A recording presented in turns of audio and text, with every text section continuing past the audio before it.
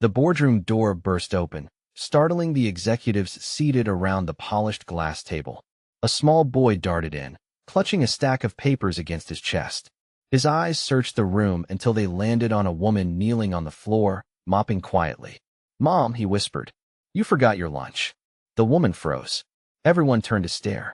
At the head of the table sat Kareem Al-Farid, the billionaire CEO of Al-Farid Global Holdings, an empire built on oil, money, and pride. His tailored suit gleamed under the lights. His eyes narrowed. "Who is this?" he asked. Mrs. Morales rose nervously. "My son, sir. I told him to wait outside." The boy bowed slightly, his tone polite but steady. "I didn't mean to interrupt, sir." Kareem studied him for a moment, then leaned back, amused. "Interrupt? You already have. What's your name?" "Ethan, sir." "Ethan Morales." "Well, Ethan Morales," Kareem said, smirking, "you're standing in one of the most powerful rooms in this building. What are you doing here?" "I came to give my mom her lunch, sir." A few executives chuckled. Kareem smiled thinly. "How old are you?" 14. 14. Kareem repeated it like a joke. "At 14, I was already memorizing business ledgers." "What do you do, Ethan?" "Play video games." Ethan shook his head. "I study languages." That caught Kareem's attention. "Languages? Really?" "Yes, sir." The CEO folded his arms. "How many languages do you think you can speak, young man?" Ethan hesitated only a moment. 9. A burst of laughter erupted around the table. Someone whispered, 9? He can't be serious. Another said, maybe he means 9 words. But Ethan didn't flinch. He stood there, small but unmoving, while Kareem's smile turned to mockery. 9 languages? That's quite a claim. Maybe we should test that. Mrs. Morales stepped forward, panic in her eyes. "Please, sir, he didn't mean." Kareem raised a hand. No. I'm curious. Go on, Ethan. Impress us."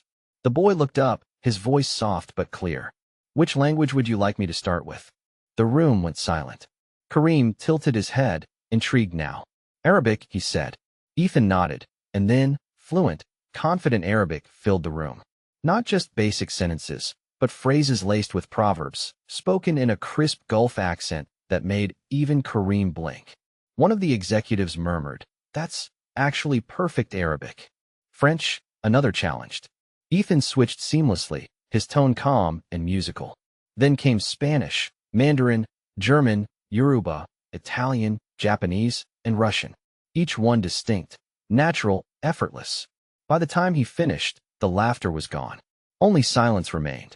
Kareem leaned forward, his smirk replaced by disbelief. "Who taught you all that?"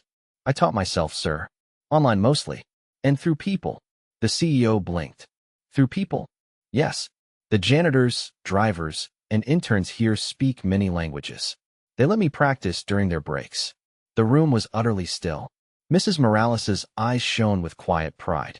But Kareem, unwilling to show defeat, chuckled dryly. "You could have memorized some phrases. Anyone can do that." Ethan reached into his bag and pulled out laminated certificates.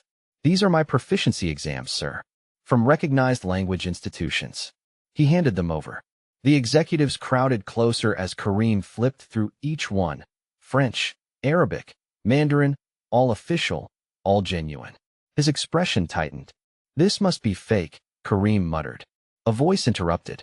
"Sir," one of the board members said hesitantly, "we can call one of the institutions to verify." Ethan nodded. "Or you can ask my Mandarin instructor. She's online right now."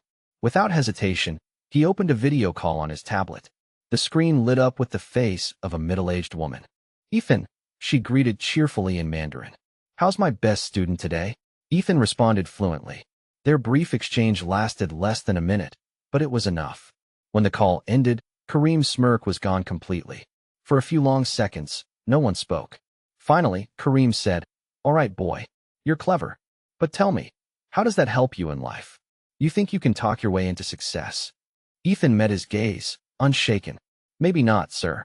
But I can listen better than most people who only speak one language."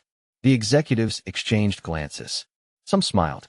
Kareem frowned, uncomfortable with the respect the boy was earning. He wanted to end it, but curiosity wouldn't let him. "All right, genius. Since you're so observant, tell me something useful. Something my billion-dollar company can learn from a janitor's son." Ethan hesitated, then walked toward the projector. "May I, sir?" Kareem gestured impatiently. "Go ahead." The screen came alive with a presentation labeled Communication Errors in Al-Farid Global Holdings. Slides appeared showing company advertisements in multiple languages, but the foreign versions had mistranslations, offensive phrases, even cultural blunders that caused public backlash.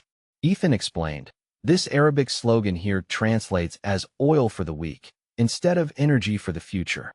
The Mandarin version of your contract proposal also contained a mistranslation that offended potential investors in Beijing. These mistakes cost you millions in reputation and deals. The room was stunned. Kareem's jaw tightened. "How do you know this?" "I analyze your company's public materials, sir. I like to learn from real-world examples." A murmur filled the room. One executive whispered, "He's right. We lost that Beijing contract over translation issues." Kareem sat back, his pride stung. "So, you're saying my employees are incompetent?" "No, sir," Ethan said evenly. "I'm saying your communication team needs to value understanding as much as profit." The quiet power in his words cut deeper than an insult. Kareem looked at the boy, the son of a cleaner, and for the first time, felt something he rarely felt: uncertainty. But before he could respond, Ethan spoke again. "There's something else I'd like to show you, sir." Kareem raised an eyebrow. "More slides." Ethan's voice dropped. "No, something more serious." He took out his phone and pressed play. A recording began to echo through the boardroom, Kareem's own voice, mocking his African and South Asian workers during a private interview. "They're replaceable," the voice said. "Labor is cheap, loyalty isn't." The executives froze. One of them looked visibly shocked. Mrs. Morales's hand trembled. Kareem's face turned pale. "Turn that off."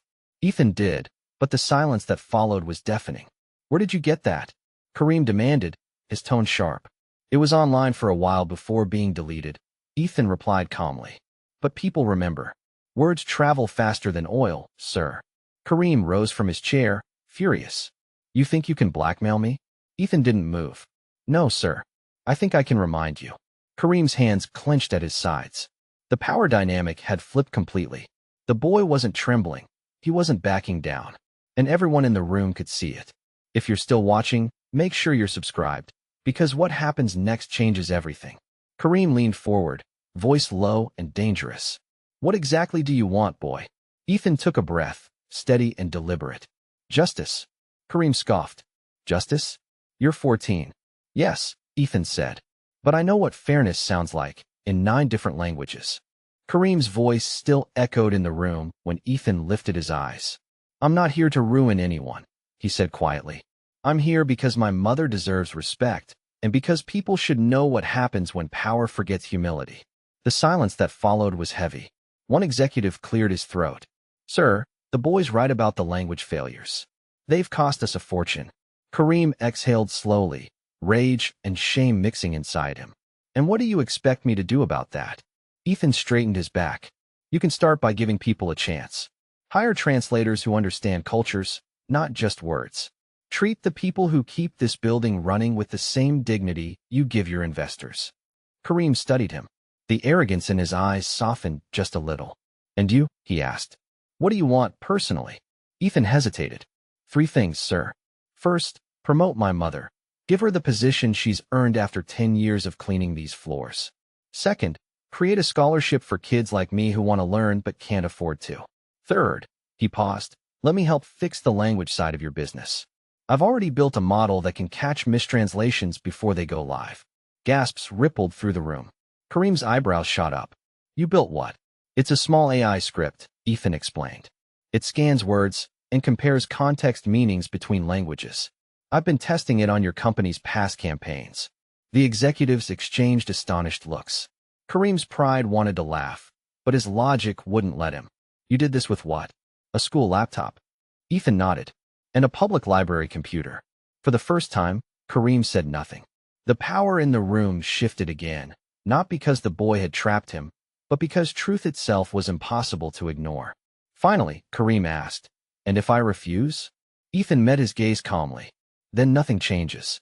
And you'll keep losing contracts until someone else listens." Kareem leaned back in his chair, breathing slowly. The executives whispered among themselves. One of them said quietly, "Sir, The press already questions our diversity policy. A scholarship program would actually look good for us. Kareem closed his eyes for a moment. He wasn't used to being cornered by logic, especially from a teenager. Then he opened them and said, "Fine. You'll get what you asked for. But if you ever disrespect me again, I won't." Ethan interrupted gently. "Respect goes both ways, sir." For a long moment, the CEO stared at the boy. Then, to everyone's shock, he smiled faintly. "You remind me of someone," he said. "Myself, before I thought money was everything." Ethan said nothing. He simply picked up his bag, turned to his mother, and whispered, "We should go home." As they left the boardroom, every person in it stayed silent. No one wanted to break the strange reverence hanging in the air. That night, Kareem couldn't sleep. The boy's voice replayed in his mind, the calm tone, the precision, the lack of fear. He walked to his office balcony, looking down at the city lights, and realized something painful. He'd become the kind of man he used to despise. The next morning, a memo went out. Mrs. Morales was promoted to housekeeping supervisor with full benefits. A company-wide initiative for youth scholarships was announced, and a new junior consultant was listed, Ethan Morales, language and communication advisor, part-time. When Ethan arrived at the building that afternoon, workers smiled and congratulated his mother. He was ushered into a small office where Kareem waited. "You got what you wanted," Kareem said. Ethan looked around, humble but proud.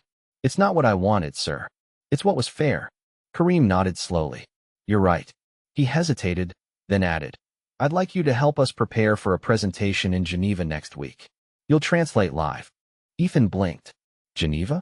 Me?" "You've earned the right to be heard," Kareem said. The boy smiled, the first genuine smile he'd shown all day. If this story has held your attention so far, make sure you hit the subscribe button and like the video. More real-life inspired stories like this one are on the way, and every new viewer helps us share messages about courage and fairness that the world still needs to hear. Back in the story, Kareem gestured toward the window.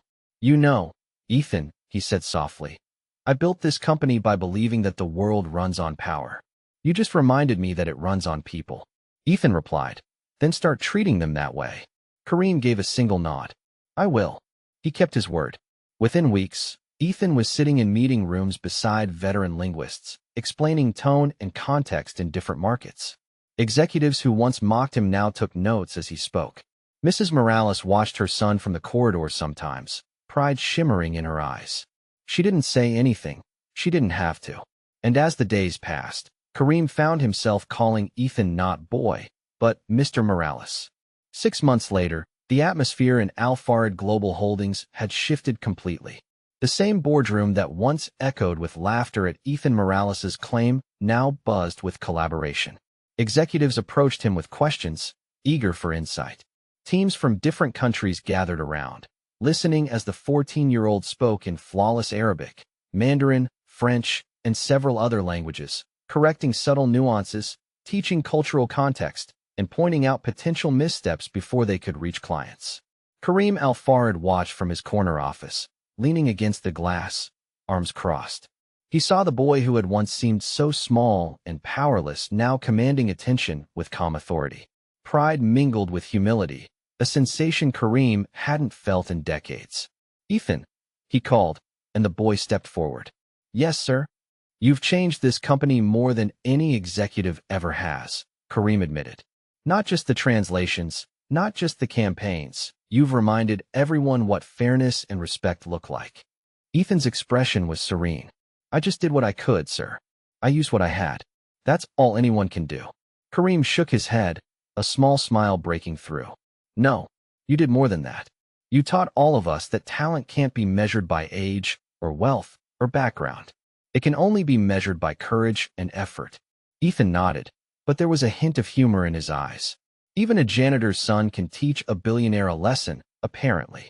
The corners of Kareem's mouth twitched in amusement. Apparently. That afternoon, Ethan walked down the long corridor with his mother. She carried herself differently now, no longer hunched with the weight of years spent cleaning floors. She was a supervisor, overseeing her team with confidence. People greeted her with respect, and she returned it with quiet warmth. Ethan watched her with a soft smile. He remembered the first day he had walked into the boardroom, unsure of what would happen, and realized how far they had come. Meanwhile, the scholarship program Ethan had asked for was officially launched. Students from underprivileged backgrounds were now attending workshops in languages, business communication, and cultural studies, funded by Al Farid Global Holdings. Kareem gave the keynote speech at the opening, speaking of opportunities and merit. "Talent has no social class," he said. "Leadership begins when we listen." Ethan's voiceover, quiet but firm, played over the montage of smiling students and busy classrooms. True intelligence isn't measured by how much you know, but by how much you can help others grow. Anyone can learn languages, anyone can study. But courage to act, that's what changes the world. In a meeting room later, Kareem watched as Ethan presented a new international campaign strategy. His hands moved confidently over the tablet, his explanations precise and thoughtful. Kareem leaned back in his chair, reflecting. He had spent years chasing deals, contracts, and profit, believing that power came from wealth. Now he understood that power also comes from listening, from recognizing potential, and from empowering those around you. When the presentation ended, Kareem clapped his hands. "Excellent work, Mr. Morales." "Excellent." Ethan smiled, accepting the praise without arrogance. "Thank you, sir. But it's really the team. I only guide them." Kareem nodded. "Guidance, yes. But vision too. And you have vision beyond your years." Later, Ethan sat by the office window, looking out at the city lights. The skyline sparkled like a promise. He reflected on everything that had happened, the ridicule, the challenges, the tense boardroom confrontation, and realized he hadn't done it for glory. He had done it to protect his mother, to show that intelligence and fairness mattered, and to create opportunities for others like him. A young intern peeked in nervously. "Ethan, do you have a moment?" I wanted to ask for advice on my presentation." Ethan smiled. "Of course. Let's go through it together." The boy who had once been overlooked now became a mentor, a guide, a young leader in his own right. And as he spoke, he remembered Kareem's words from months ago. Talent can come from anywhere. Leadership comes from listening. The camera of the story's narration panned back, showing Ethan walking down the hall, confidently carrying his backpack. He paused, looked back at his mother and the bustling office, and said quietly, "We've only just begun." And that was the truth. For every language he spoke, every culture he respected, every student he inspired, Ethan had proven one universal lesson. True success is measured not by wealth or status, but by the lives you touch and the courage you have to stand for what's right. If you've been inspired by Ethan's story, take a moment to hit that like button, subscribe, and leave a comment about how you've seen courage and intelligence change lives. Every click helps share stories like this one, reminding the world that anyone, even a 14-year-old, can make a difference. Weeks later, the first group of scholarship students graduated from the program. Ethan gave a speech, modest yet powerful. Never let where you start define where you can go. Speak your truth, pursue knowledge, and never underestimate the power of a single act of courage. Kareem sat in the audience, visibly moved. He had learned that lessons could come from the most unexpected places. Power alone was hollow, but when paired with fairness, empathy, and opportunity, it could create change far greater than wealth ever could. Ethan's mother stood behind him, smiling proudly, watching her son guide a room full of bright, young faces.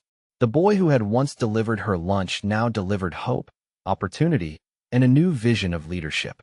As the scene faded to the city skyline at dusk, Ethan's voice carried over the narrative.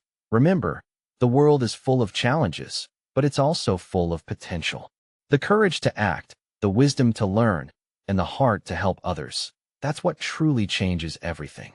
And with that, the story concluded, leaving viewers not only entertained but inspired to act in their own lives. If this story touched you, make sure to subscribe, like, and share it with someone who needs to hear it today. Every story has a lesson, and every lesson has the power to create change.